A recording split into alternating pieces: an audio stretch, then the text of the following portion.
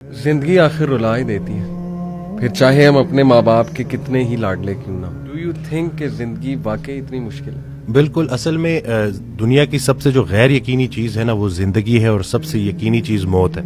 تو زندگی میں نا وہ ارادے ٹوٹتے ہیں اور آہستہ آہستہ غم آتے ہیں، اور آپ کو پتہ چلتا ہے کہ ٹھہرنا مشکل ہی ہے، لیکن جو اللہ کے ساتھ رجوع کر لیتے ہیں ان کو یہ بات سمجھ لگتی ہے کہ جانا تو ہم نے ہے، لیکن جانے سے پہلے کچھ کام تو کرنے ہیں نا۔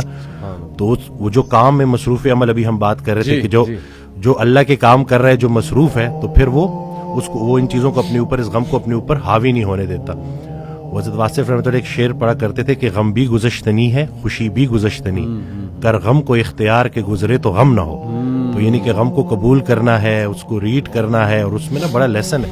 صحیح بات۔ تو یہ اللہ تعالیٰ ہماری برداشت، سب سے بڑی قوت برداشت ہے۔ بالکل صحیح۔ تو ہماری یہ برداشت بڑھانے کے لیے اللہ تعالیٰ غم بھیجتا ہے، صحیح۔ اور آہستہ آہستہ صبر کے ذریعے، نماز کے ذریعے انسان جو ہے نا اس مشکل سے نکل آتا ہے، کیونکہ اللہ کا وعدہ ہے کہ ہر سختی کے ساتھ آسانی ہے، تو سختی کے بعد آسانی ہے۔ اور اکثر لوگ جو نا امید ہو جاتے ہیں نا، تو اللہ کی رحمت سے نا امید ہونا اصل میں اپنے مستقبل سے نا امید ہونا ہے۔ ایک آڈیو میں وہ بیان کر رہے تھے حضرت، تو انہوں نے کہا کہ پورا سرنڈر کرنا ہے۔ تو جواب آیا کہ حضرت اتنی کمزور صلاحیتوں کے ساتھ پورا سرنڈر کیسے کرو؟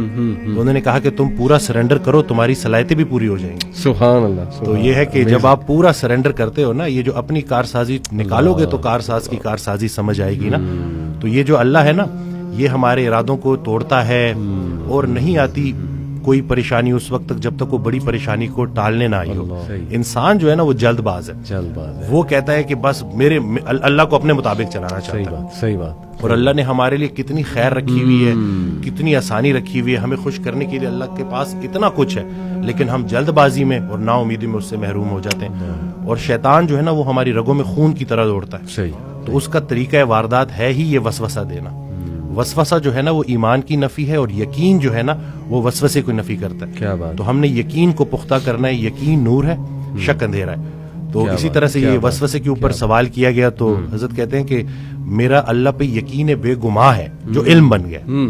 تم بھی وہ یقین پیدا کر لو، تمہیں بھی علم مل جائے گا۔ اشفاق احمد صاحب کی بات سے آپ نے سٹارٹ کیا تھا، تو مجھے ایک واقعہ یاد آ گیا کہ ایک شخص ان کے پاس گیا اور کہا کہ اشفاق صاحب کوئی زندگی آسان کرنے کی ٹپ دے دیں۔ تو انہوں نے کہا میں تمہیں موت آسان کرنے کی ٹپ نہ دوں؟ تو کہتے ہیں چلے وہی دے دیں۔ کہتے ہیں اگر تم اپنی موت آسان کرنا چاہتے ہو تو جاؤ کسی کی زندگی آسان کر دو۔ اللہ۔ تو جو اللہ کا کام کرنے والے ہوتے ہیں وہ گلہ نہیں کرتے، وہ شکر کرتے ہیں اور لوگوں کے کام آتے ہیں۔ وہ سارے کام جو ہے نا وہ اللہ پہ نہیں ڈالنے، اللہ کے بہت سارے کام ہیں جو ہم نے کرنے ہیں۔ اور دوسرا یہ کہ خواہشات، یہ جو دنیاوی خواہشات ہیں، یہ جو فانی چیزوں کی محبت ہے، آپ کو جیتے جی فانی کر دیتی ہیں۔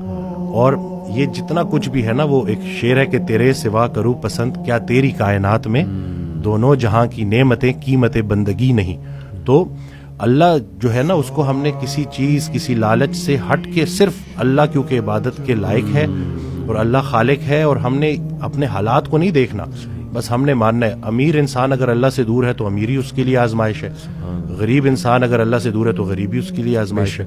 بلکہ وہ ایک آڈیو میں ارشاد فرماتے ہیں کہ جو غریب ہے نا وہ بھی غنی ہو سکتا ہے، وہ غریب غنی ہے جس کی امیر کے مال پہ نظر نہیں۔ تو اب وہ دیکھیں نا کہ کتنا آسان ہے ہمارے لیے نا، لیکن یہی ہے کہ اس کو پریکٹس کرنا۔ اور پھر یہی ہے کہ جو کامیابی کا ہم نے جو ایک معیار رکھ دیا ہے وہ صرف یہی ہے کہ بینک بیلنس اور یہی سب کچھ۔